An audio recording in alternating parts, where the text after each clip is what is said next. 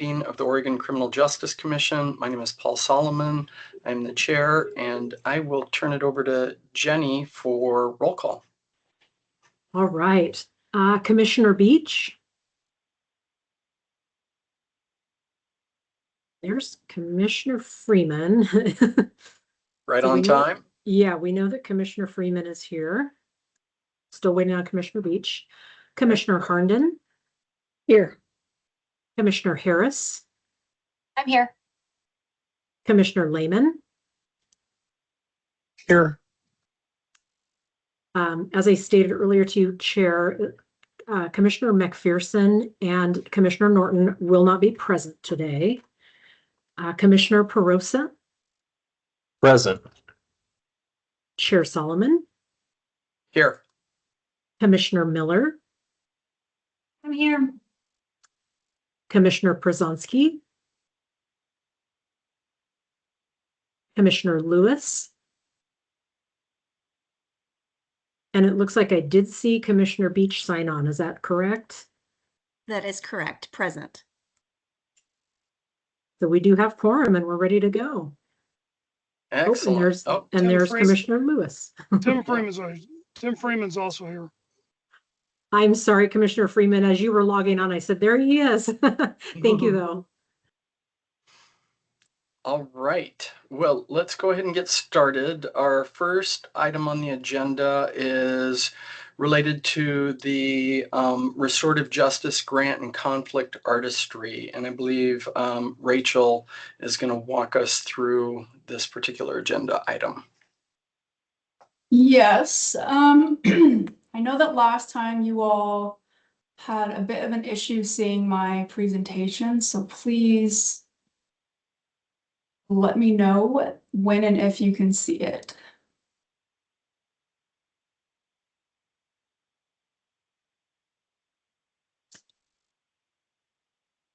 It's up. Okay, perfect. All right. Good afternoon, Chair Solomon, commissioners. I'm Rachel MacArthur. I'm staff here at CJC. And today I'm going to be asking you all to review and determine whether conflict artistry sufficiently met the exercise of remedies presented to them in the notice of default. I do want to remind you before I go through this that you did receive a memo and some material,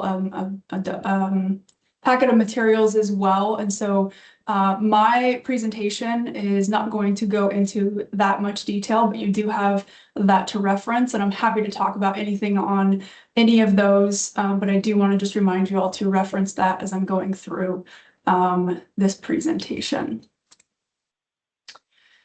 So if you all remember, on February 3rd of this year, the commission reviewed 2 responses from Conflict Artistry regarding the notice of default, as well as all of the documentation that had been submitted. And the commission determined that Conflict Artistry had failed to cure its default.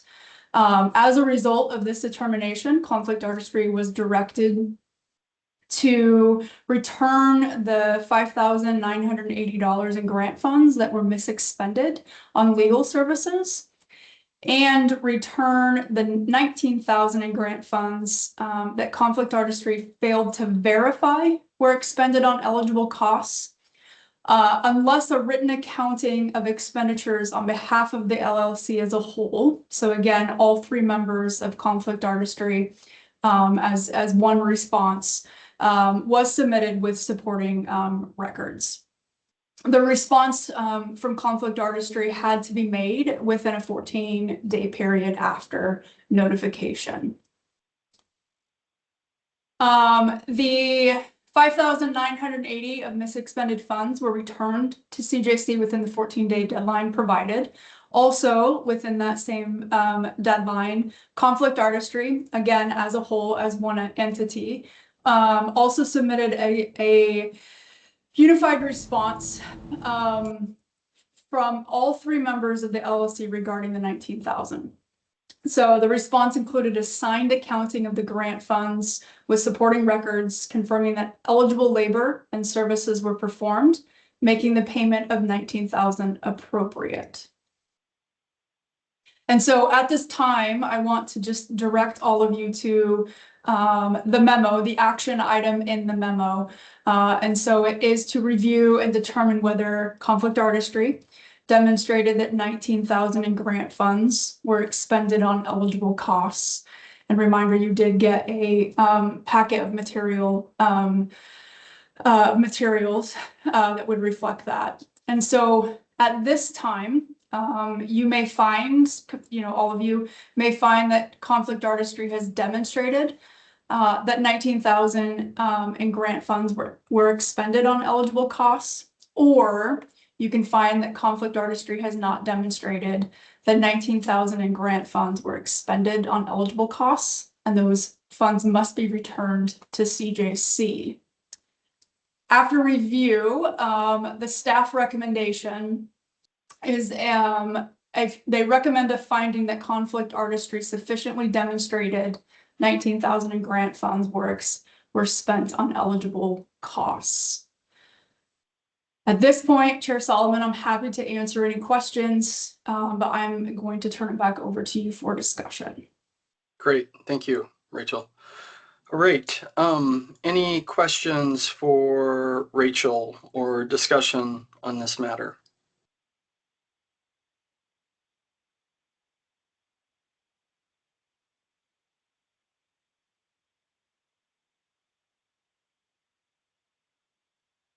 All right. This one seems pretty straightforward. I'm inclined to accept the staff recommendation, finding that Conflict Artistry sufficiently demonstrated that the $19,000 in grant funds were spent on eligible costs. If there is no further discussion, is there someone willing to make a motion to that effect? Chair Hardin will make the motion to that effect.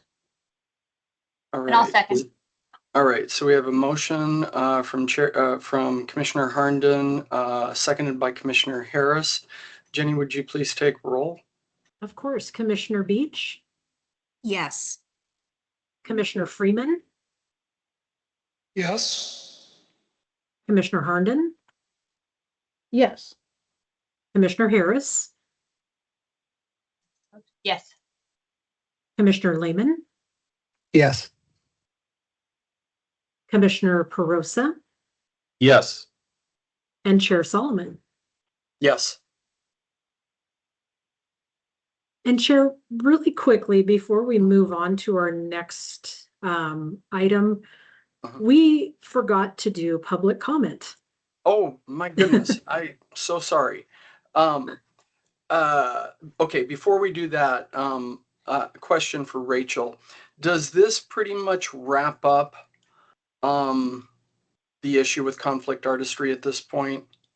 Yes, it does. Yeah. Okay, So great. just closing that loop. So yes. Okay, super. Thank you. All right. Thank you very much. Jenny, Yep. do we have anybody signed up for public comment? We do not have anyone signed up, no. Great. Excellent. Well, we can move on then to the next item on the agenda, which is the SCIP program. And I believe Kylie Russell is going to give us an update on our options moving forward. Yes, good afternoon, everybody. Just give me one moment, going to upload my presentation. Please let me know if and when you're able to see it. It's up. Okay, perfect. Well, good afternoon, everybody. Chair Solomon and commissioners, my name is Kylie Russell, staff here at CJC, and I'm here to present the current Burn SCIP state program plans for your review and consideration. So just to start off with some contextual pieces, as well as some updates since we last met. As a reminder, we currently have 2 Burn SCIP awards administered by the CJC with a little under $5 million available in funding between these 2 awards. Several months ago, the CJC submitted 2 no-cost extensions with BJA to extend the project period for the FY22 and 23 and the FY24 awards. And we've recently received approval for both. So we now have a new project end date for our 2 awards, both now ending on September 30th of 2028. So just wanted to share that update with you all. Additionally, you all received a memo briefing that you're welcome to reference throughout today's discussion. Outlined in that memo was stated that CJC has received approval from BJA for 2 state program plans for our 2 awards that are essentially the same. These program plans will help guide the SCIP initiatives in our state. But before CJC staff proceeds with the solicitation development, the Commission has the discretion to revise the state program plans within the scope of the BJA program guidance. So I'm here today to present these approved plans to you all and to determine whether to maintain the 2 approved plans or whether to make amendments and submit a new program plans to BJA. So just to touch on a few federal requirements, burn SCIP recipients must have a program and budget plan approved by BJA that outlines overall goals for fund use and the process for awarding subawards. Plans must clearly define the state's goals and initiatives and must demonstrate how proposed activities and costs will address crisis intervention. Historically, there's been a little bit of gray area between prevention and intervention. However, BJA has clarified that crisis intervention is the priority. And per the burn SCIP FAQs, FAQ 33, which was provided to you all in the memo package, crisis intervention programs focus on identifying risk and intervening before harm occurs, rather than responding after a crime has already been committed. So as a result, general prevention programs without a clear connection to crisis intervention are not allowable under burn SCIP. And the priority must be given to activities that are more directly tied to imminent risk or incidences. Additionally, all program plans, including state plans as well as subrecipient program plans, must be submitted and approved by BJA through a grant award modification, or a GAM, through Just Grants. So again, just some context and process pieces there for you all. Now to shift things over to our Oregon approved burn SCIP program plans. Just for a bit of background, the FY22 and 23 program plan was approved in December of 2024 and took about 6 months to finalize, largely due to a bit of back and forth between BJA and CJC staff. By comparison, the FY24 plan was approved in January of 2025 and took about a month for approval once those earlier questions and revisions were worked through. What you see here is an excerpt from the approved program plans outlining how these funds must be used. And again, this language is substantially the same between our 2 approved program plans. Both of these plans were included in those memo materials, and again, you're welcome to reference them as we move through the discussion today. Okay, so now I'll just walk you through some examples of allowable crisis-centered initiatives that SCIP funds can support. The burn SCIP FAQ document outlines example project times or types in FAQ number 32 that you're again welcome to reference. What you see here builds on that list and incorporates examples provided directly by both BJA as well as the National Criminal Justice Association, or NCJA, who is the previous technical assistance provider for burn SCIP. So at a high level, SCIP projects can fall into a few categories.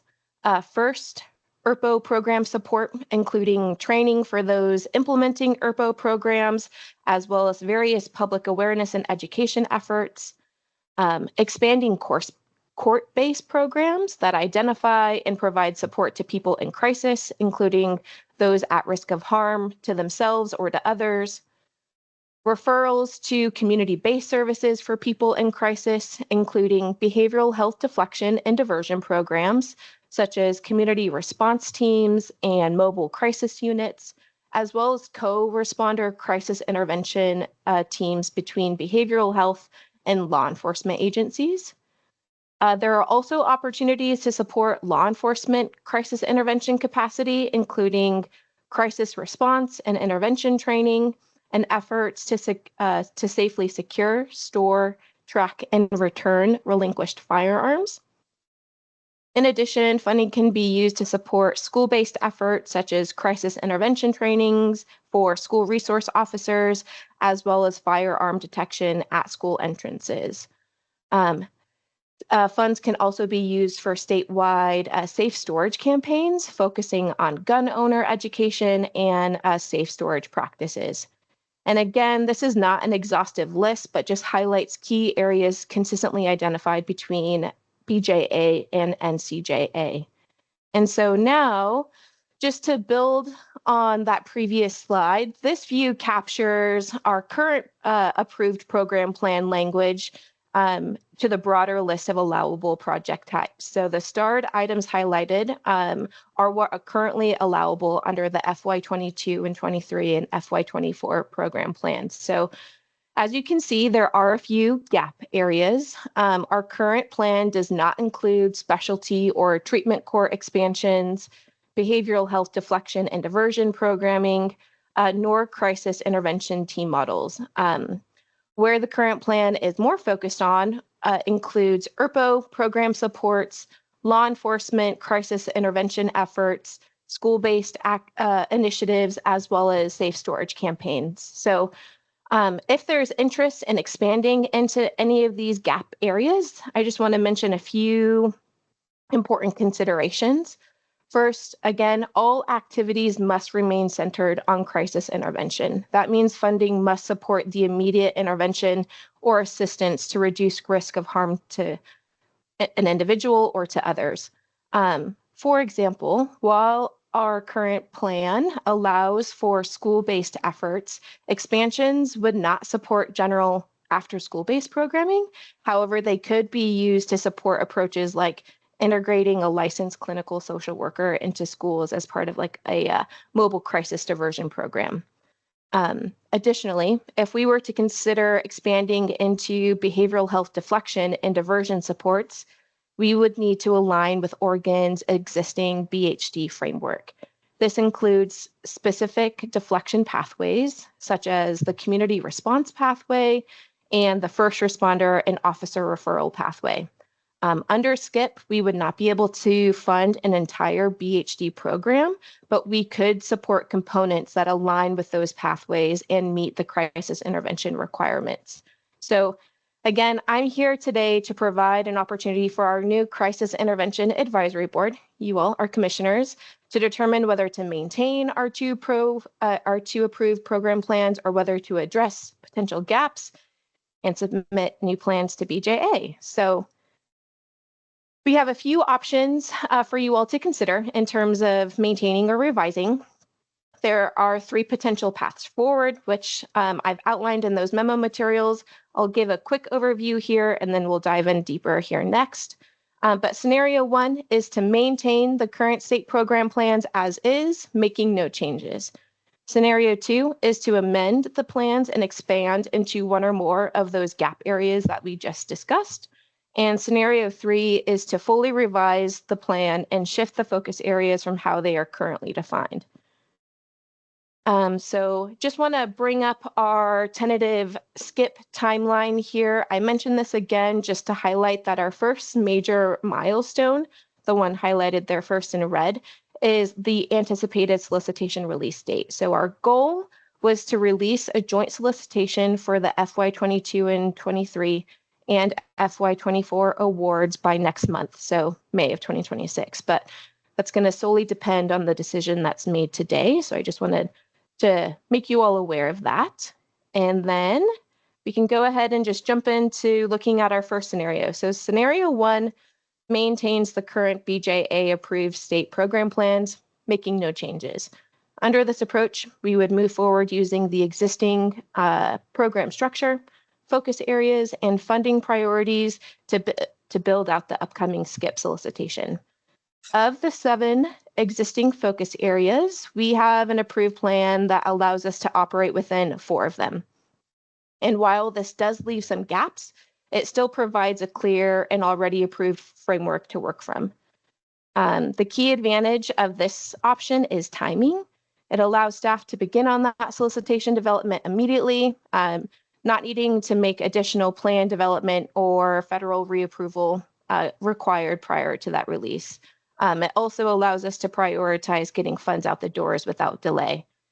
And again, while this approach does not necessarily address all of those focus areas, those gaps could potentially be evaluated and incorporated during future program years based on overall need. I'll pause and I can go into the next scenario. So scenario 2 would involve amending the current burn skip state program plans to expand into one or more of those gap areas that we previously discussed. This could include adding behavioral health deflection and diversion programming, specialty or treatment court programming, or crisis intervention teams, either individually or in some sort of combination. The primary benefit of this approach is that it allows the state to address gaps and expand investments in high need areas while remaining within the broader scope of allowable skip activities. However, this option does introduce additional steps and timing considerations.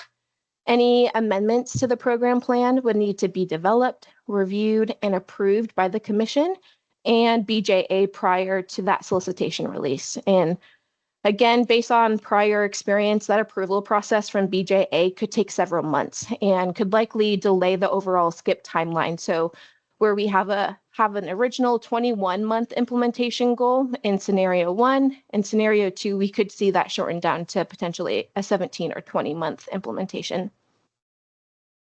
Additionally, both behavioral health deflection and specialty courts are already supported through other state funding streams.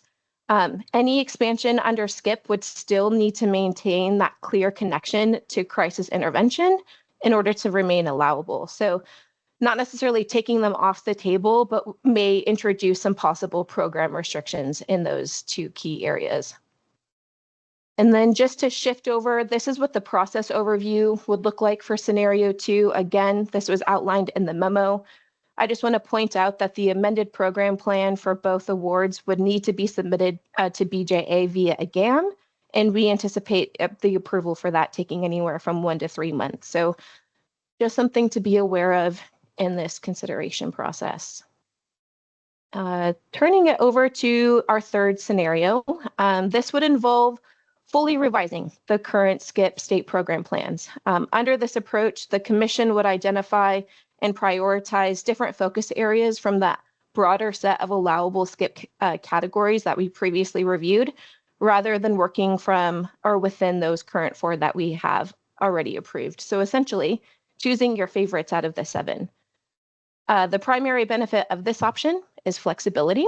It allows for a more comprehensive update to the program plan and the ability to align funding priorities within emerging or evolving needs. However, it is the most complex and time-intensive option.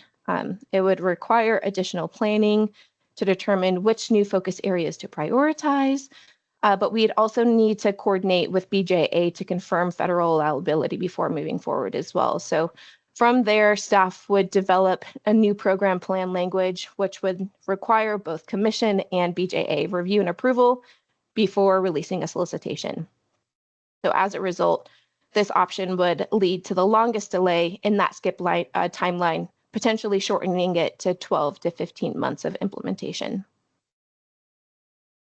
And then this is the process overview for scenario 3, very close to scenario 2, just with the additional steps of the Commission needing to define those program focus areas, and then CJC staff connecting with BJA to ensure allowability. So we'd likely be able to present an updated program plan to commissioners during the June Commission meeting.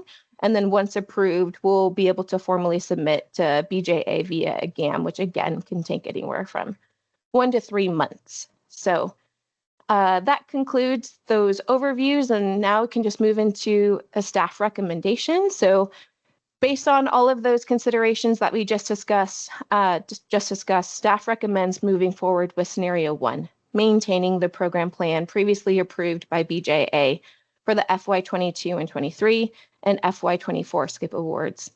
This option allows us to use an already approved framework to begin the solicitation development immediately, and then prioritize getting funds to the community without delay. It also avoids delays associated with plan amendments and federal reapproval. And again, while it does not address every potential focus area, it still provides a clear, compliant, and efficient path forward with the opportunity to potentially revisit and expand in future program years. So that concludes my presentation. Chair Solomon, I'm happy to answer any questions that you may have. Great, thank you, Kylie. I see we've got a couple of hands up. I've got a couple of questions right off the top. Remind me again which program years these funds were for. Was it 22-23 and 23-24? So there are 2 awards under CJC. So it's a combined one for FY22 and 23. So we have one combined award for those 2 fiscal years, and then one award for FY24. So the 2 approved plans that we currently have cover both of those 2 awards. And is this the first no cost extension that we've received? This is actually the second. Okay, and is there any reason to believe that we would not be able to get another no cost extension if we requested it at this point? At this time, I don't believe our federal team has explored exploring a 3rd year extension. To my understanding, FY22 already has a second NCE, and I believe that is the cap. We might be able to explore FY24 because we just have one NCE under that award, and we might be able to explore getting a second year on top of that. So, so we might be able to extend it an additional timeline for FY24, but for 22-23, I believe we're at our cap, ending on September 30th, 2028. Okay.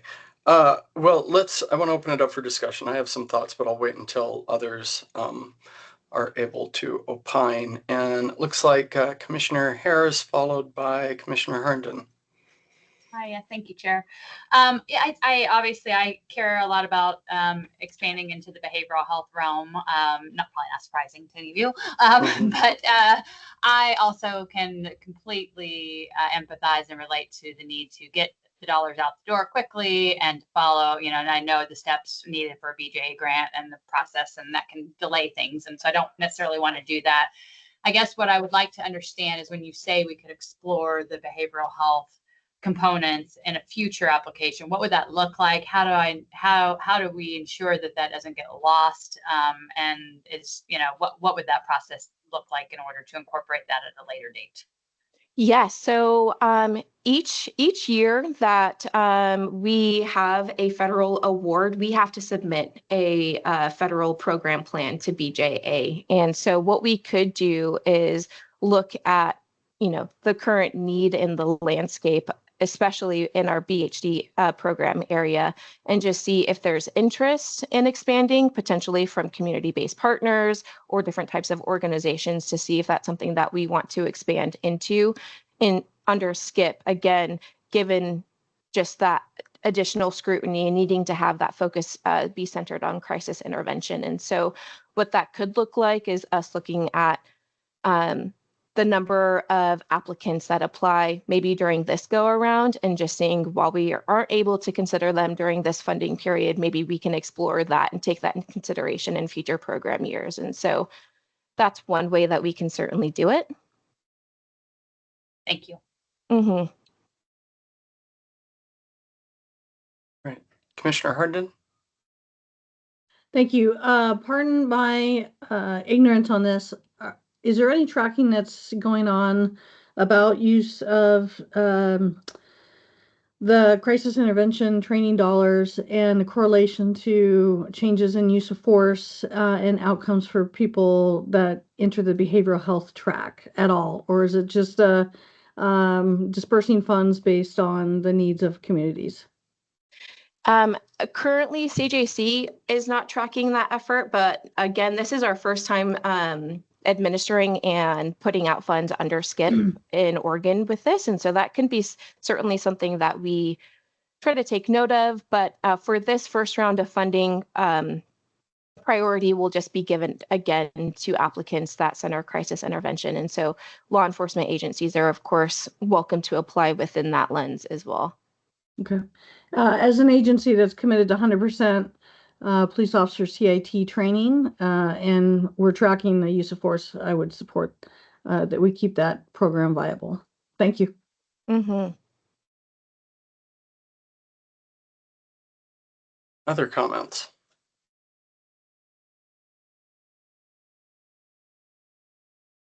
Well, oh, go ahead, Commissioner Freeman. Thank you, Mr. Chair. As always, there's a lot more need than we have time or money to take care of.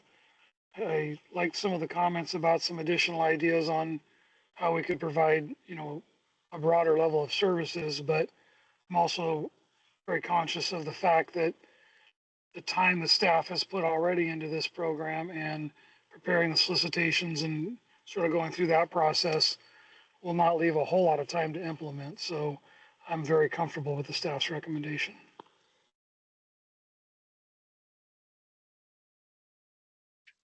All right. I'll just share that I'm mindful of the staff work that it takes to resubmit plans to BJA, come back to the commission with new program priorities.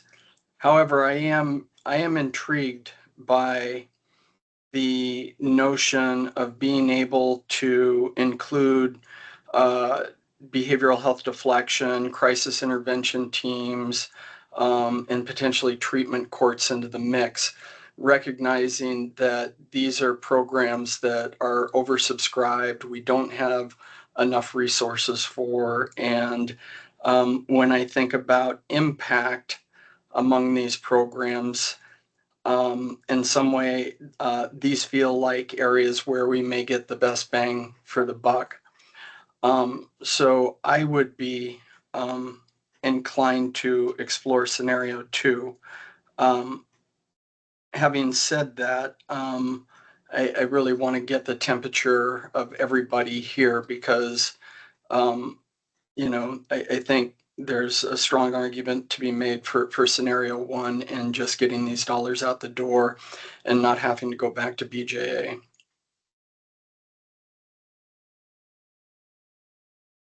So I'd welcome comments from other commissioners at this point. Commissioner Harnden, then Commissioner Lehman. Yes, I agree with your statements on that.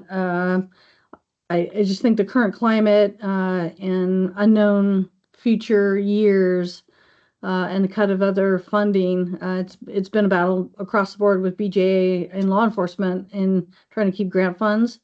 I would lean more into the option 1 just to get those dollars out the door because we just don't know what else the landscape will bring us in the near future, but keep it on the horizon if things improve to look to expand and get more assistance out to the state. Great, thank you. Commissioner Lehman. First, sorry about my strained voice. I've been fighting off a sickness for like 3 weeks now. So, but I generally agree with Commissioner Harden and others that I am intrigued as well by potentially expanding this into some areas where we are short in resources and other programs. But weighing that against the potential shortening of a timeline, if we can't get an extension of these funds, make it hard on the funders that we are able to give to use the funds in a shorter period of time. Just weighing all of those as factors. And I also worry about our current political environment. And when we got some money from the feds, we should spend it when we can before we don't have it anymore. And so weighing all of that, I feel more comfortable going forward with the current plan. And I would love to be able to think about this in the future in a different space where we might be able to expand the criteria. So this is my take on it. Great. And Commissioner Prosa. Thank you, Chair. I turned my camera on, but it appears to be dying on me, so I apologize all if you don't see me. I was really ambivalent because I agree with the chair and Commissioner Harris about the need for the money in other realms, and we could get great bang for the buck. But I also hear what other commissioners are saying, and I think I kind of finally got pulled in a direction towards supporting staff recommendation based on Commissioner Lehman's last statement. I too am concerned about that money remaining if we continue to kick this down the road too long. So I would support the staff recommendation at this point. Great, thank you. Question, Kylie, Mhm. has BJA released the fiscal year 25-26 JAG That's a awards yet? Yeah. That's a great question. So we actually have not received the FY25 skip solicitation quite yet. However, we've been told that it is coming soon. Within the last month, we did receive the FY25 JAG solicitation. So slightly different dollars, but we are still waiting on skip to come out. I do just want to mention that through that Bipartisan Safer Communities Act, federal dollars have been allocated for skip work through FY26. So we still are anticipating 2 more fiscal years of funding to be available for these project efforts. Great. Well, that's encouraging. I know they've been really slow in getting out the current or fiscal year awards. So the fact that they appear to be in the pipeline is encouraging. And can you just say a little bit more, given that the things that you discussed are allowable uses in the FAQs, we would just need to submit a new plan that would address those priority areas that the commission sees as, the most prominent or most highest use of funds for. Exactly. So each program year requires a program plan. And so for FY25, which again could come out sometime soon, as what we've been told, we could potentially draft up a new program plan that identifies and addresses those gapped areas. And so it could, again, build on what we currently have approved. It could pick from your favorites, whatever our new Crisis Intervention Advisory Board wants to prioritize. That's within your discretion to be able to do so for each fiscal year. Great. All right. Well, it sounds like we have consensus around moving forward with the staff recommendation and a desire to expand our plan in future years. Is there any further discussion?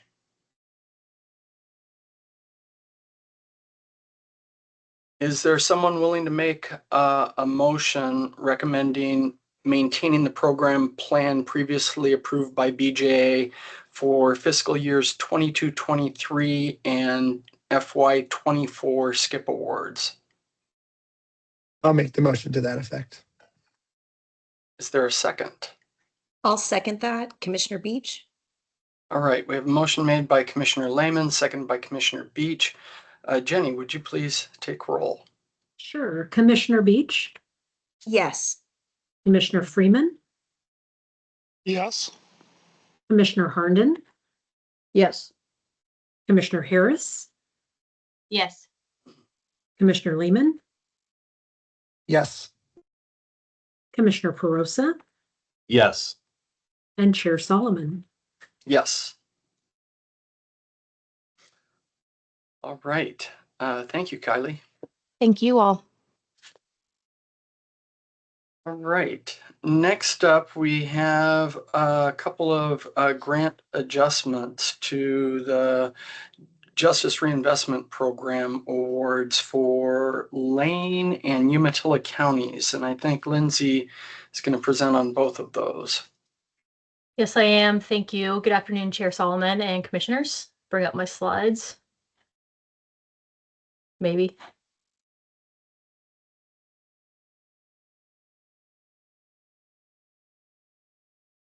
Can everybody see those?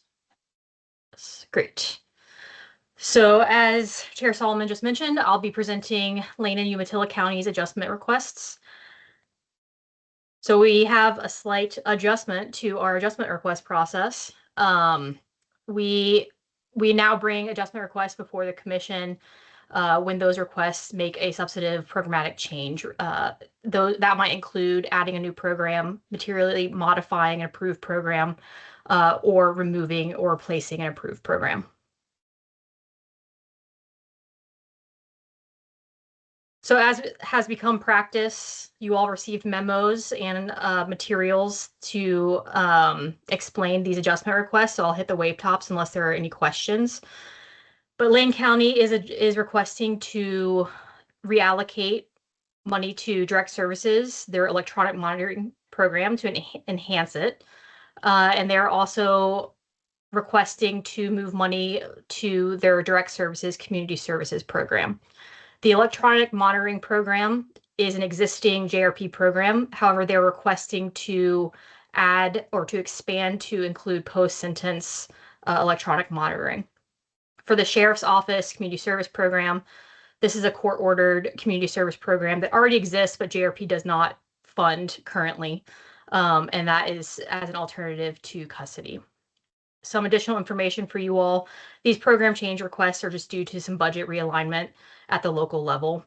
So the county just realigning their budget and making that effective through us. And they're also requesting to backdate this to July 1st, 2025. Staff's recommendation is to approve.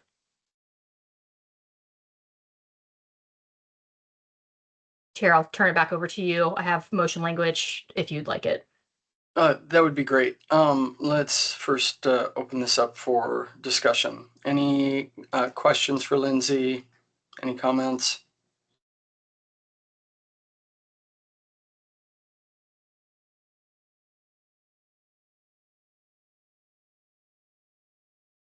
All right, this one seems pretty straightforward. If you want to pull up the motion language. Is there someone willing to make a motion to approve Lane County's JRP adjustment request? This is Freeman. I would move to approve Lane County's JRP adjustment request. Great. Is there a second? And Commissioner Beach, I'll second. All right, we have a motion made by Commissioner Freeman, seconded by Commissioner Beach. Jenny, roll call, please. Commissioner Beach, Yes. Commissioner Freeman, Yes. Commissioner Herndon, Yes. Commissioner Harris, Yes. Commissioner Lehman, Yes. Commissioner Perosa, I abstain. and Chair Solomon. And I will abstain.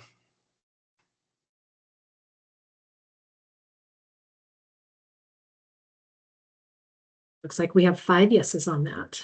Excellent. All right. Next up is Umatilla County. Yes, so Umatilla is requesting to fund a new program, or to parole and probation officers in a new program, the Women's Recidivism Reduction Program. This will replace funding for 2 care program peer navigators, and that was because of a Lipstick decision to remove that programming in Umatilla County. The client population would stay the same, so they would still serve JRP eligible clients, women with children that require specific and additional support. And so the scope will not change. However, the amount of people served may change just due to funding restrictions. So those 2 parole probation officers will do the same services as those 2 care program navigators or peer navigators. And again, this was due to budget realignment decisions at the county level. Staff recommendation is to approve. Great. All right. Any discussion or questions for Lindsay on this one? Commissioner Freeman. Just real quick, the local public safety coordinating council obviously had a higher priority and they chose to fund something else. Do you happen to know if that was that a reflection of this program not being effective or just a factor of not having enough funding to do everything? From the county's response, Commissioner, it was because the county did not have enough funding to effectively do the CARE program. And so the way that I understand it is that the programming is effective, which is why they are still doing the Women's Recidivism Reduction Program. They're just moving that effort to existing parole and probation officers and funding a portion of their FTE to continue those services, recognizing it's a need in their county. Thank you.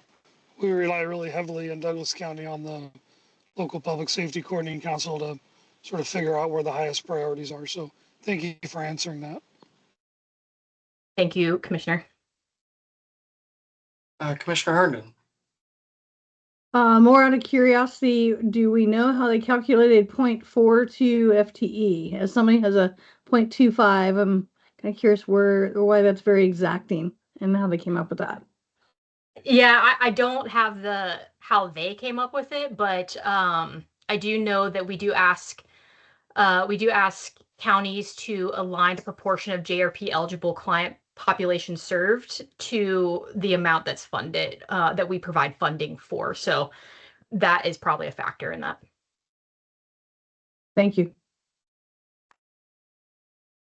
All right, any other questions, discussion?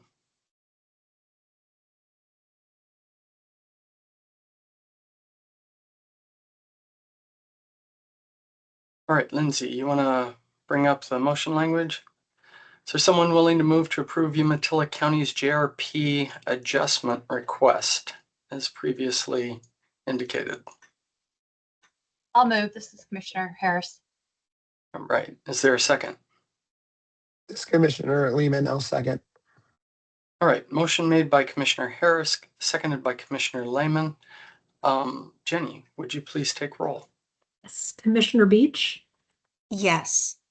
Commissioner Freeman, Yes. Commissioner Herndon, Yes. Commissioner Harris, Yes. Commissioner Lehman, Yes. Commissioner Perosa, Yes. and Chair Solomon. Yes. That passes unanimously. All right, boy, we are whipping through the agenda today. All right, next up is the commission governance. And we have a set of governance items to consider today. These are pretty straightforward, but important to ensuring that we're structured in a way that supports both continuity and effective decision-making between meetings. And as outlined in the memo that Director Keck sent out, there are three areas that we're going to be looking at. First, the selection of vice chair, which I mentioned at the last meeting, which is currently vacant and required under statute. Second, filling the remaining position on the executive committee. And then third is consideration of a staff proposal to establish a sentencing guideline committee to support the commission's statutory responsibilities around sentencing policy. So just one quick comment. I think taking together these items are really about strengthening our internal structure, making sure that we have the right leadership roles filled, the right mechanisms in place so that we can act between meetings when needed, and the capacity to thoughtfully review increasingly complex sentencing legislation. So turn it over to Ryan to walk us through each of these, and then we'll come back for discussion and action. Thank you, Chair, and good afternoon, everybody. I'm going to pull up a couple of slides just for sake of putting up some of the language around, mostly out of statute for each of these items. And then I did put together some motion language for you all as well, with fill in the blanks. That'll have to be your role. Oh. So do you see those slides? Yep. Okay. So as the chair already walked through, first with the statutory citation here on the slide is the election of a member from this commission to be the vice chair. A couple of particulars as outlined in the memo is that the role is really to fill in for the chair upon absence or disability. Any member of the commission can be voted or elected as the vice chair. So this is not restricted just to voting members, but it does need to be elected by the voting members of the commission. And so with that, again, there's suggested motion language. Chair, I will let you facilitate the discussion as to Great. who. Yeah. Well, so will just say I would have the honor of serving alongside any one of you who would love to fill this role. So I am hopeful that I get a bunch of hands raised and we have a difficult decision as opposed to no hands being raised. So if you have any interest in serving as vice chair, please do not let the hand emoji button get in the way.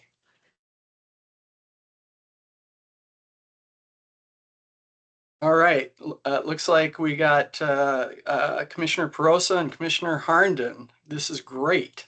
Oh, and Commissioner Freeman, all vying. So I'll take them one at a time. Looks like Commissioner Perosa just took his hand down. I'll start with you, Commissioner Harnden. Well, I'm still the rookie on the team, so I got a lot of learning to do. And but one of the things I need to learn to do is to say no to stuff. So I'm happy to say volunteer and say yes. So, but I think it's an important function.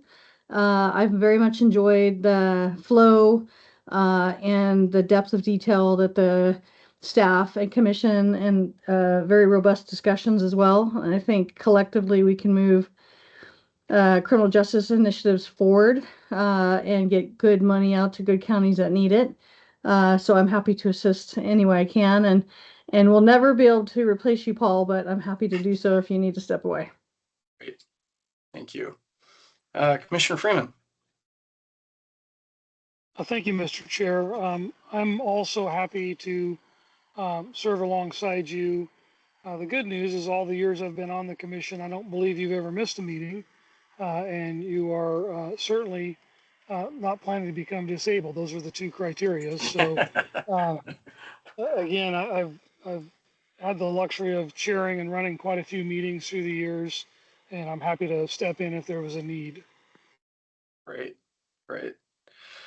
All right, well, it sounds like we have a couple of excellent choices.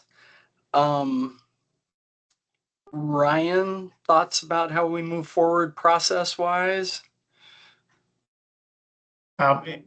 Probably worthy of some discussion, I guess, or if you wanted to take them one, there's probably two ways to do it. You could take one of both, one at a time and see where your numbers are at, or see if there's some further discussion around where and how to lead first. Great. I think that seems like a worthwhile way to move forward. So let's start with Commissioner Harnden. Any discussion before we have a vote on her role as vice chair?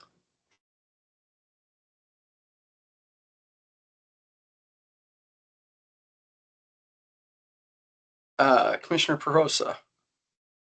Thank you, Chair. I would just say, frankly, I think any of the committee members would be fantastic at this. So I'm supportive of more than we can put into any single position here. So, hopefully we can come to some consensus here ahead of this, but I think anybody on this commission would be appropriate for these roles. And I just wanted to let everyone know that.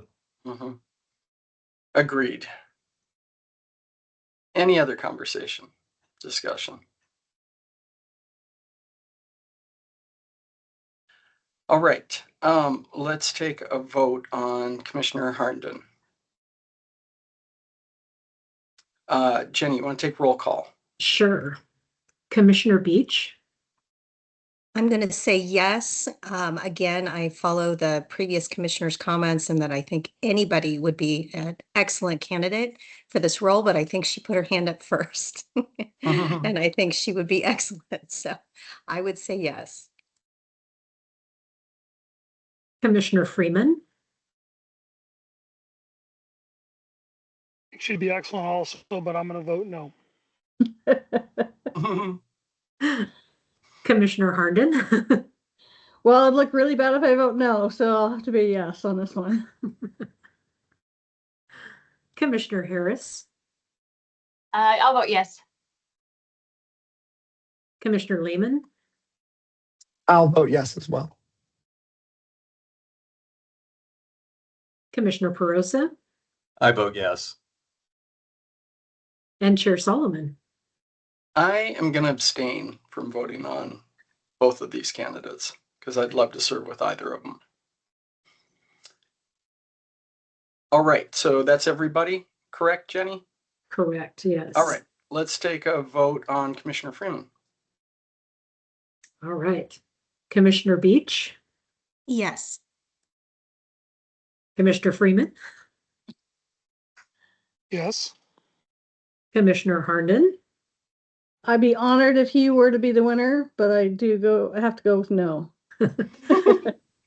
Commissioner Harris, So we can vote yes on both? Okay, yes, yes. Yes to all. Commissioner Lehman, Well, here's the conundrum, and I'm speaking instead of voting. The conundrum is if we all just do what I suspect that we're going to do, we're going to tie at the end of this, which is not going to solve the problem. And because I don't want to do that, and and this is I think everybody could do well on this one. I'm going to vote no on this one, not because of anything, but to try to break this, because I do think that Commissioner Freeman would be fantastic, but that's the space I'll go in on this one. So, all right. Commissioner Perosa, I don't want to leave Commissioner Lehman alone. I'll vote no as well. and Chair Solomon, you're abstaining, so it does look like Commissioner Harnden be your new vice chair. All right, excellent.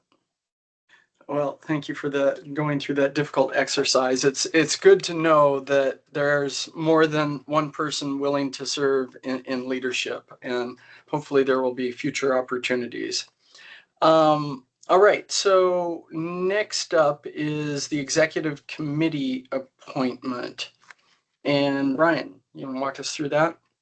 Yes, I can. Get the next slide fired up. There you are. So the executive committee, I want to put a big asterisk on this one. We're asking for action, obviously, out of the commission to meet the statutory requirement. That's admittedly, as staff, we don't have a specific task for you yet. So the statute does ask that there be an executive committee for the commission made up of the chair, the vice chair, and one member that's selected. That committee can then meet between meetings to take action so long as they've received prior approval to do so, or bring any actions before the commission for final approval before they take effect. With the frequency in which this commission meets and the attendance at which we get, we don't have often a need in this space, but we have a lot of things changing as we move forward. With the consolidation of grants, there may be identified opportunities in the future where we can find some efficiency or help kind of maybe distribute the workload by use of an executive committee. And so, like I said, today the vote is really to determine the makeup of this to be in alignment with what the commission is required to have on hand. But we may identify in the future the true application of this. And Ryan, is this the one that by statute I have the ability to appoint, but it still needs to be confirmed by the commission? That is correct. So you could make a selection or a nomination, and then we could vote on that if that's the way you choose to proceed. Okay, well, I'm going to try and do that. I'm going to appoint Commissioner Freeman to serve in this role. And let's go ahead and take a vote on that. And if for some reason that fails, then we'll let the commission go through a voluntary selection process. All right.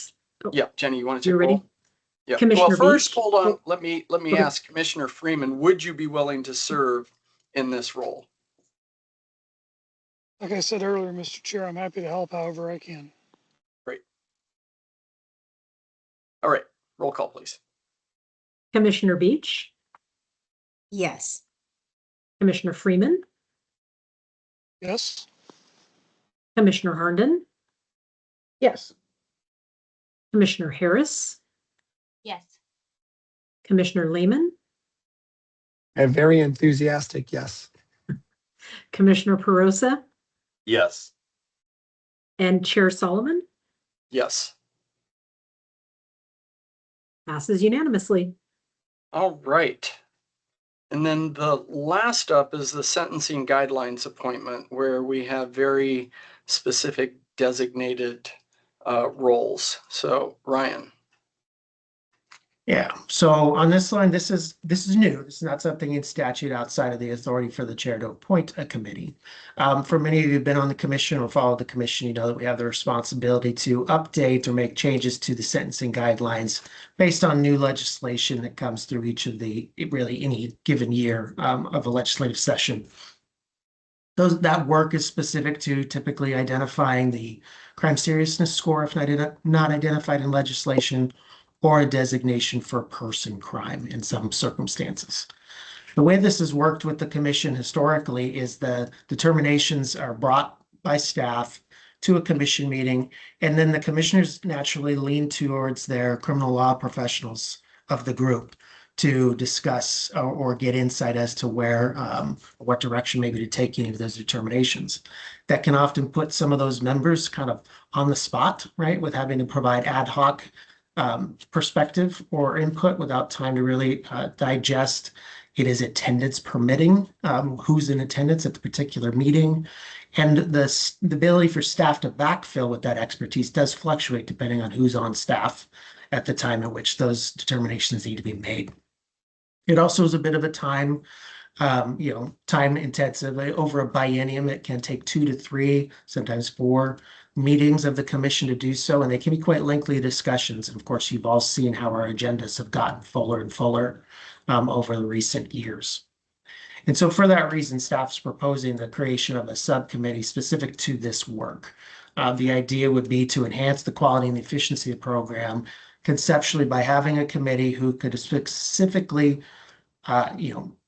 discuss the topic, make recommendations, and then bring them to the commission, say 1 time, maybe 2 times after each legislative session for discussion. One of, I think, the key benefits to this beyond efficiency is that the legal insight could be provided in advance. Like I said, usually it's kind of more reactionary. Staff provides an analysis, and then in the meeting, there's a reactionary bit of advice from members, or we have to take it back, have further discussion, do further research, and then bring it back. So this kind of maybe closes that loop by relying on our experts on the commission to provide that insight in advance and then inform the discussion that you all have for determination. Lastly, I'll just point out that it is maybe more feasible now because the commission does have designated seats. And so we have a balanced degree of perspective in this commission by statute as of the 2025 with both a prosecutor, a public defender, and then a member of the or representative of the Oregon Judicial Department. And so for that, we recommend that what this body do is create the committee. That committee would then be appointed, created, I should say, comprised of commissioners appointed in any of those given roles. So as terms change, those appointments could just be kind of, I should say, the seat on the committee would be automatically filled by whom was appointed by the governor into those legal professional seats. So happy to take any questions.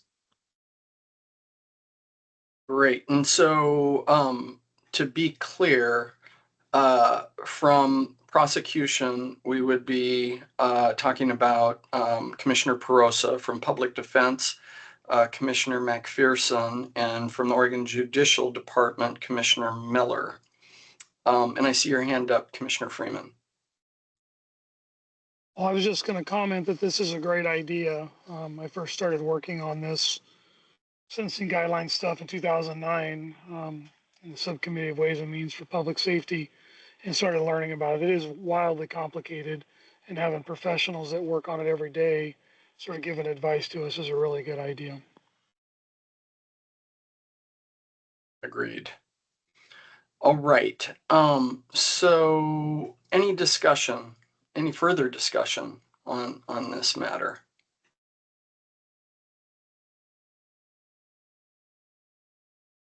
I will add, Chair, that each of the noted commissioners have been advised of this, so we're not surprising them today with this decision. Yes. They all, at least as of a couple of weeks ago, said they would be willing to provide this assistance. That is great because Commissioner McPherson is not in attendance, so it's always nice to at least give someone a heads up when they're being voted into a position.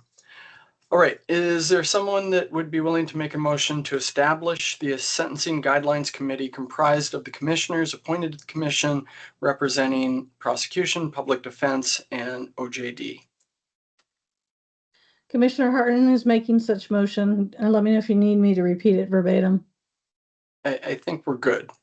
Okay. Is there a second? I'll second. Is it Lehman?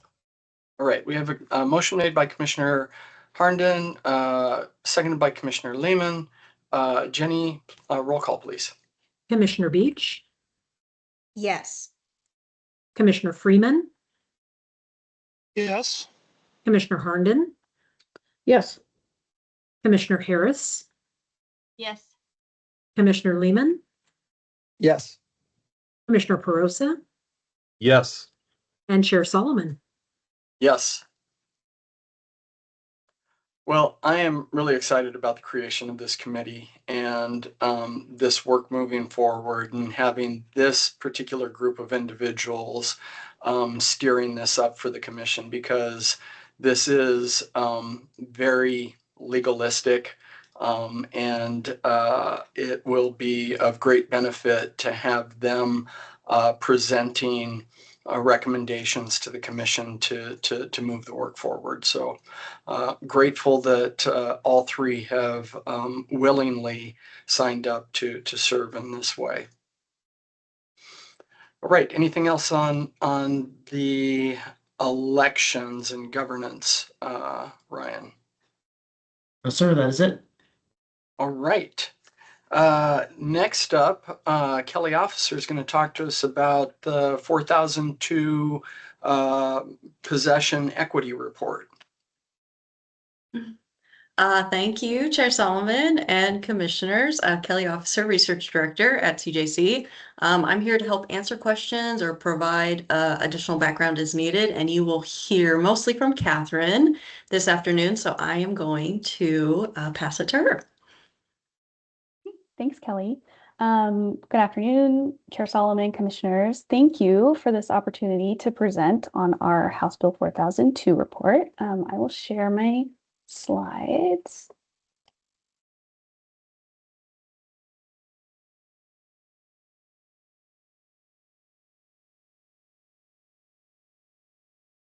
All right, can everyone see these okay?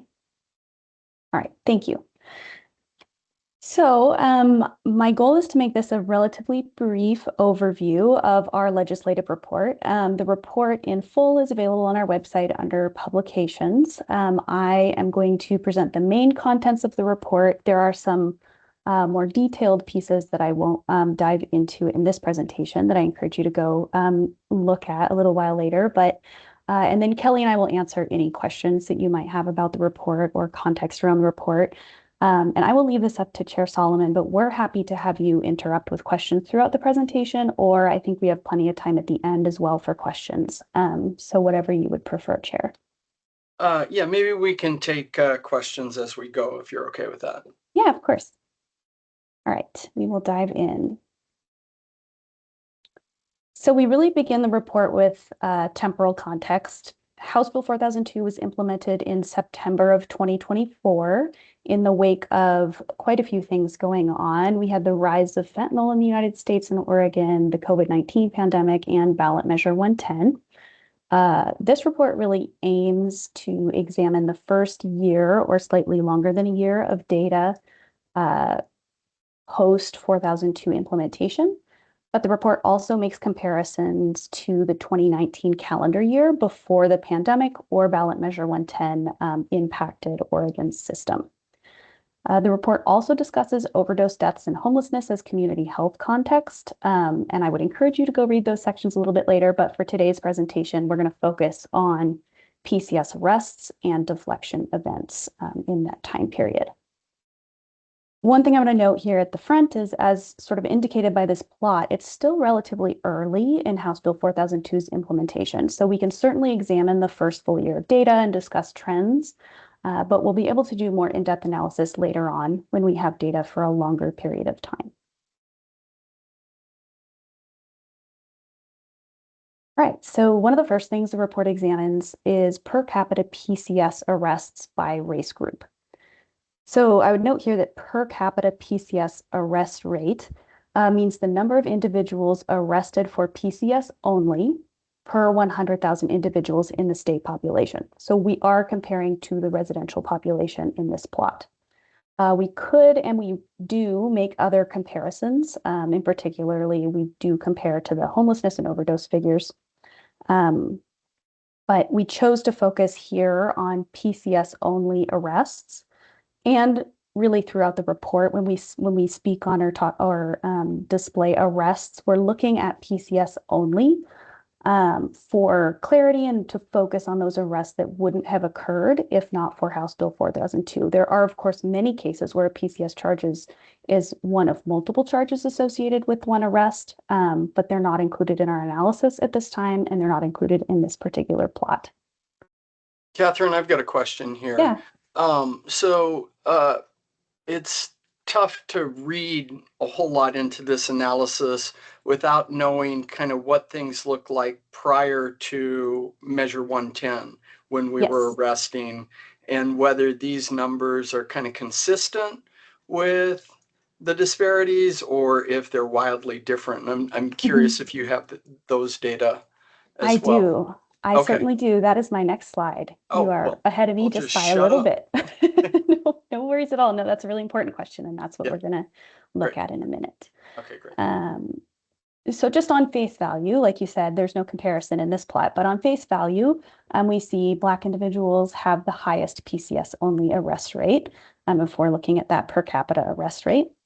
And then Asian individuals have the lowest PCS only arrest rate. We see that the Native and Hispanic groups have relatively similar PCS only arrest rates, and they're just slightly lower than the white rate. And then to your question, I will just skip right to the next slide. So if we take these data and instead of looking at, actually, we're not going to look at per capita. Here, we're going to look at actual counts, but this is the same data, and we're comparing it to that 2019 calendar year. So these, again, are actual counts of incidents of arrest, which is why we don't see the same relationships between the race groups on this plot, but I do have a comment in just a minute. We also have fairly low counts over the course of an entire year for some race groups. So looking at those Native counts, Asian counts, and even the Black counts for post 4002, those are relatively low counts. So just take that into consideration. This plot really shows that post House Bill 4002 implementation, PCS only arrest counts are lower for every race group than they were in 2019 prior to ballot measure 110. However, in the report itself, we have a separate plot that shows a proportional comparison of the drop in arrests from 2019 to post House Bill 4002 by race. And this comparison does indicate that while we see a drop in every group in counts, PCS only arrests among Hispanic and Native individuals are proportionally higher post House Bill 4002 compared to pre-ballot measure 110. So in other words, the Hispanic and Native groups didn't experience as much of a drop between the two time periods proportionally as the Black group did. So I'll note again, this is based on small counts, but I do think it's worth going and sort of reading more in depth a little bit in our report and looking at that plot to see those proportional comparisons. I agree, Paul. I think this is a really important point. And if we had way more time to dive into this and the other comparisons, I'm trying to keep this a little bit high level, but this proportional comparison piece is important. And I think the comparison over time is also really notable. Great. Right, so I'm going to jump into deflection figures here. So we also examined the per capita deflection event rate by race. So this is very similar to that first arrest plot we looked at. This is the rate at which individuals of a certain race experience a deflection event based on the census population. So for example, based on this plot, for every 100,000 Hispanic individuals in Oregon, 24 experienced a deflection event in the 1-year period following House Bill 4002's implementation. So this is not the rate at which individuals contacted or arrested for PCS-only offenses were offered a deflection opportunity. This is based on the census population.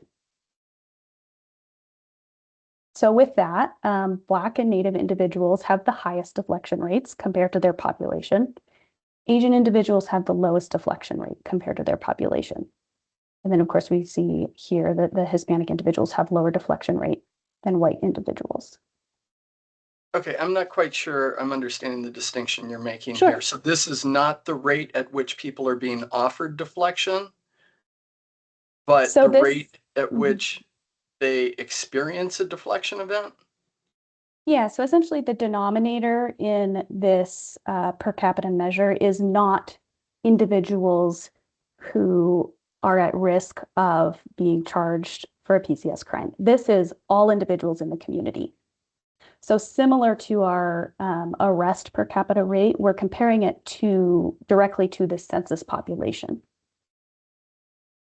Okay. Okay. Got it.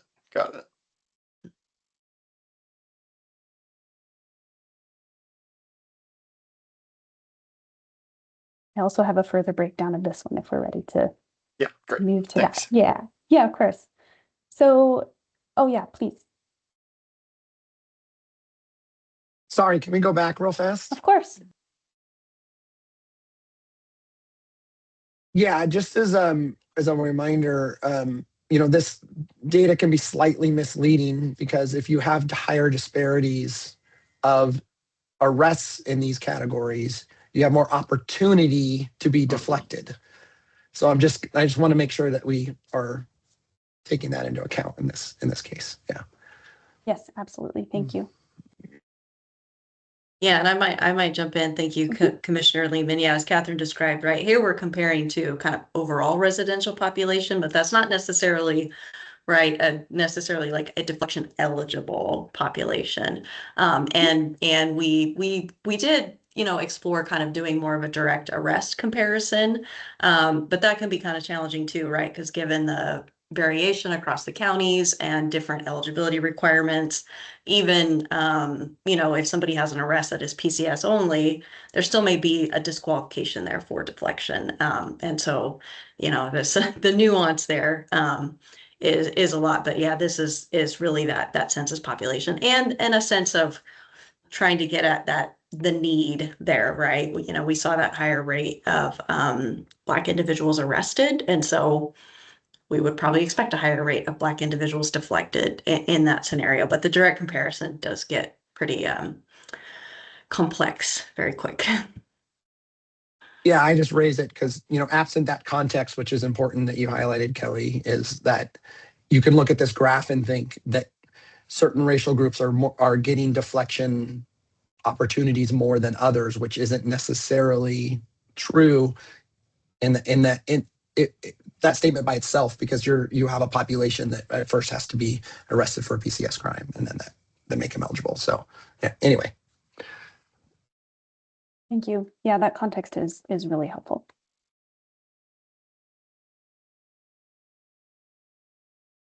All right, so in the interest of looking at also different types of equity outside of racial equity, we broke down the deflection event, per capita deflection events. So the same measure as the previous slide based on the census population, but by region and by gender. There are fewer deflections for females than there are for males in all regions. And then in order, and I do this because we have them broken down by gender and it's a little tricky just to the naked eye, Central, then Eastern, then Mid-Valley, then the Southwest Coast have the highest per capita deflection referral rates. PDX Tri-County region has the lowest per capita deflection referral rate. And and again, this is sort of a note on that per capita piece, that regions where the populations are much higher, such as PDX Tri-County, a high count of deflections can still result in a lower per capita rate. This is just really getting at the level of sort of service per individual in these regions. I'm just curious, I've noticed this in some of the local data that I've looked at too, that there are a lot of women that are entering into deflection. And when you look at like the state prison population, they're like less than 10%. And I'm curious if you have any theories about why so many more women are entering deflection than are being charged with, say, serious crimes. Maybe it's just the type of offenses that women are more likely to be charged with drug and property crimes. Thoughts? That would be my exact thought, would be that it has a lot to do with the crime type, and that women are more likely to be charged with lower level crimes and addiction related crimes than serious crimes that result in long prison stays. Great, thank you.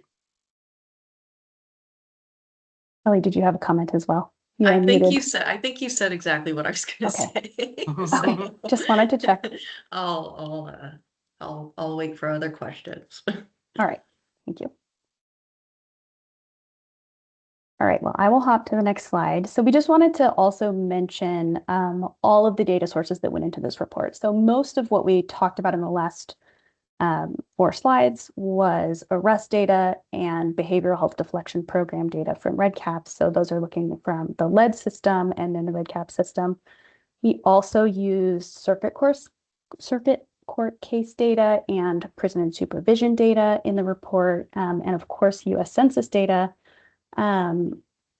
If you're interested in sort of what these data, where these data went in the report, or just more information about them, this graphic exists in the report and it's interactive. So you can click through, see sort of some clearer connections between the data sources and what's included in the report. Pretty fun little tool. And then also we do make some comparisons, as I mentioned earlier, to homelessness and overdose data. And then those data are linked in the report as far as the sources we used.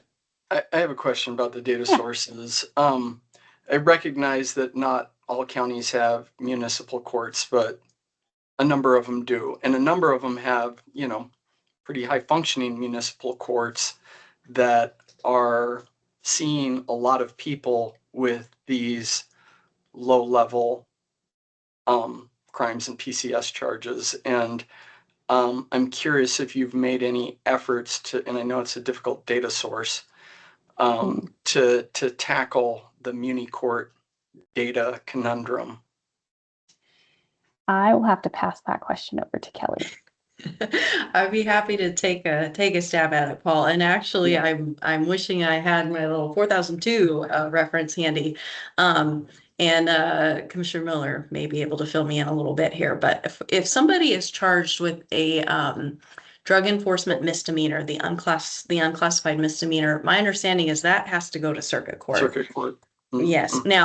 Now, several counties are opening up deflection to non-PCS charges that are substance use related, criminal trespass 2, theft 2, things like that, which definitely can go to municipal court. So there is still a very important place in having the municipal court data here. But if that PCS charge is on there, I do think it has to go to circuit court. So we do have that piece.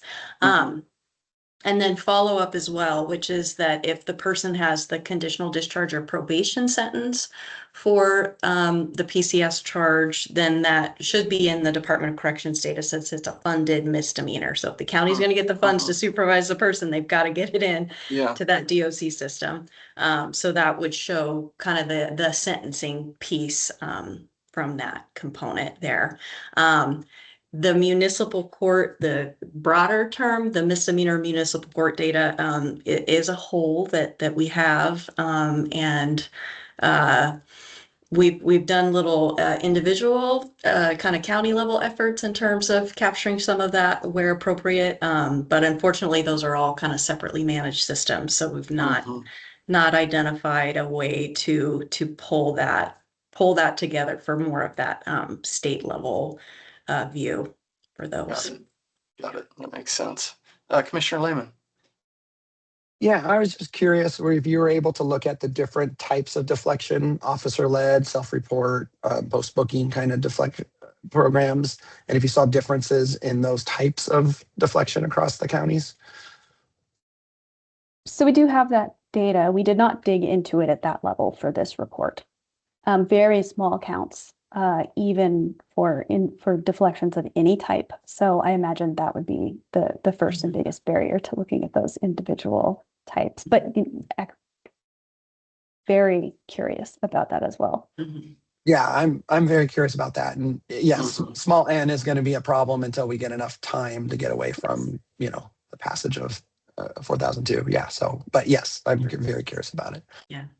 And Commissioner Lehman, I'll just add to that too. The first year of the deflection data, it's a pretty high percentage that is that law enforcement intervention pathway, but many deflection programs are broadening that. So I think we're going to see more of a spread. So that'll also give us a chance to look at the distinctions there as well.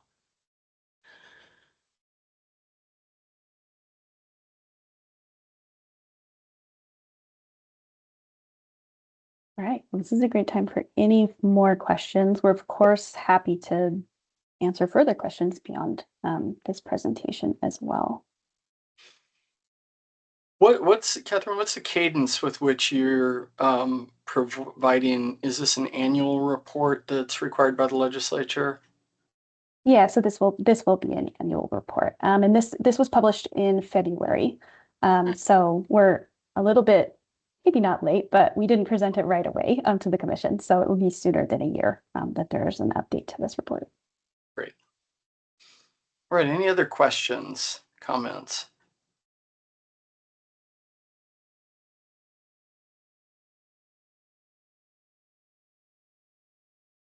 All right, well, thank you both. Thank you. All right, and we are down to the last item on the agenda. Interim Director Keck, agency updates. What do you have for us? Yeah, thank you very much. A couple of things to run by you all, or I guess make you aware of at the end of today's meeting. One, obviously, we had intended to be in person today, and those plans fell through. I do apologize for that. We will work on that training. I think, as I mentioned in my email, that's something that we will. We're going to wait on a little bit of time for some new rulemaking that's occurring, and then some time for interpretation of that, and then we'll bring the training together. So whether that's virtual or in person, to be determined. But we do want to explore the opportunity to get together in person and maybe do what we've done in the past and take a look at some local programming. So we'll be sending out a poll here soon, just kind of reaching out to you all to see who's maybe available, interested in hosting, maybe where the interest lies within the commission to visit. So hopefully opportunity to be together in real space soon. So I wanted to give you that update. Also wanted to pass along, I think I mentioned this last time as well, the development towards consolidated grant making as a result of House Bill 3069 is kind of in full force right now with staff. We're still at a very preliminary stage because it's a lot to comprehend and kind of calculate how best to go about it. We've reached out to a number of partners, been traveling to counties and attending lipstick meetings over the last several months, but we're in earnest making progress in identifying first and next steps for that consolidation. Of course, it's not intended to go live until 2027 in some format, and obviously with funding being a question mark as to what would be made available through that process. Right now, there's two things, though, I do want to make sure you are aware of. One is that you can expect a bi-monthly update beginning in May with whatever our development looks like.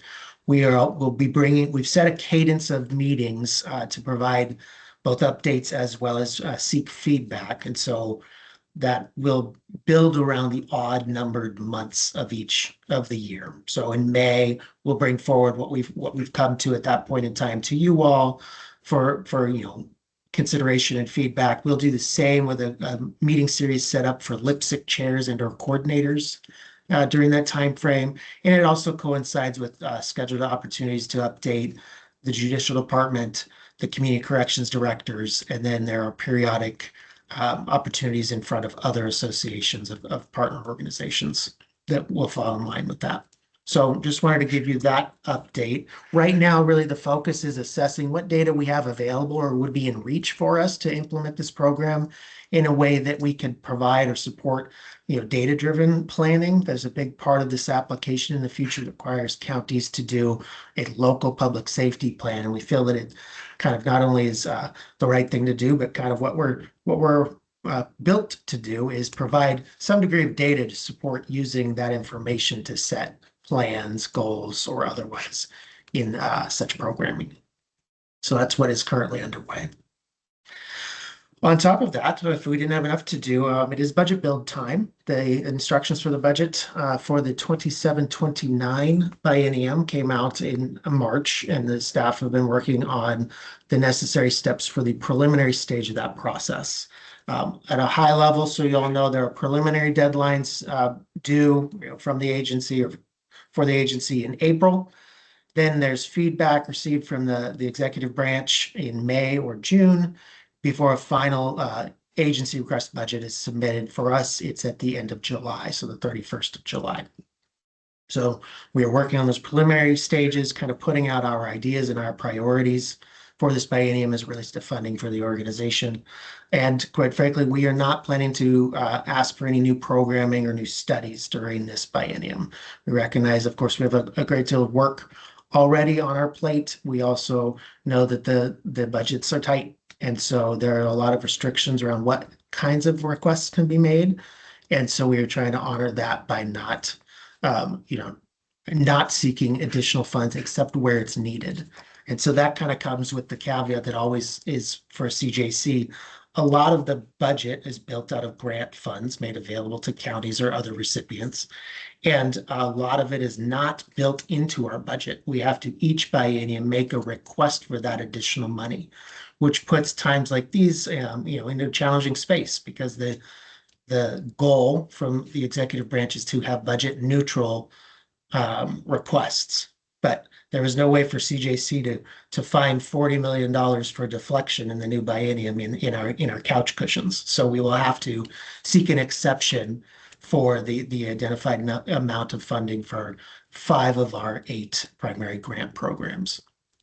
And so we are working on calculating that right now to determine what is the reasonable ask in each of those program areas, taking into account any growth that we've been able to assess over the last biennium in those program spaces, and of course, inflation where possible. And then we will submit for feedback. Ryan, can you talk about the different ways to get those programs built into CSL? Because ultimately, it seems like that should be the long-term goal.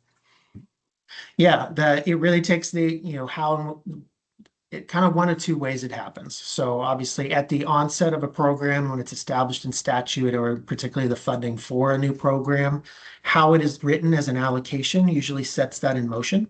And so we've had programs in which that's been done and that's been created.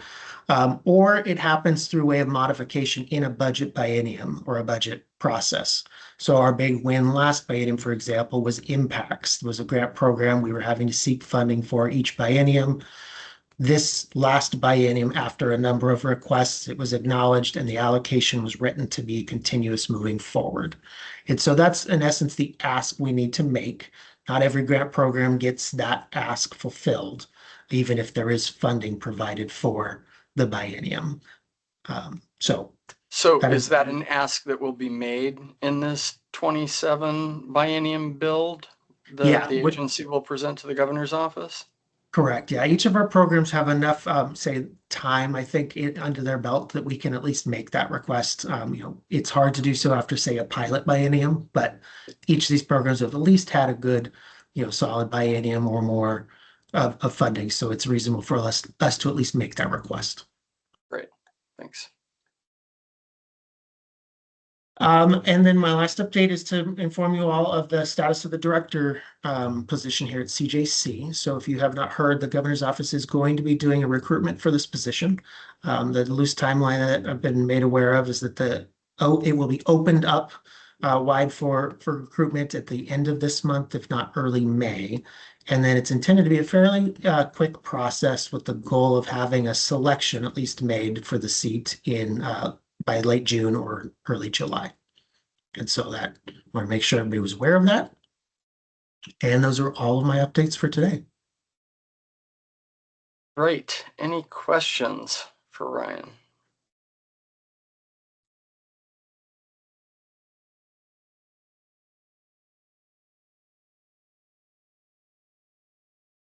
All right. Well, once again, we made speedy work of our tasks in front of us today, and I am pleased to be able to give you all back 25 minutes of your day. Good meeting. Thank you all for your time, and we will see you all at the next commission meeting in May. Gosh, already May's almost here. Crazy. All right. Good to see you all. Thank you all. Take care.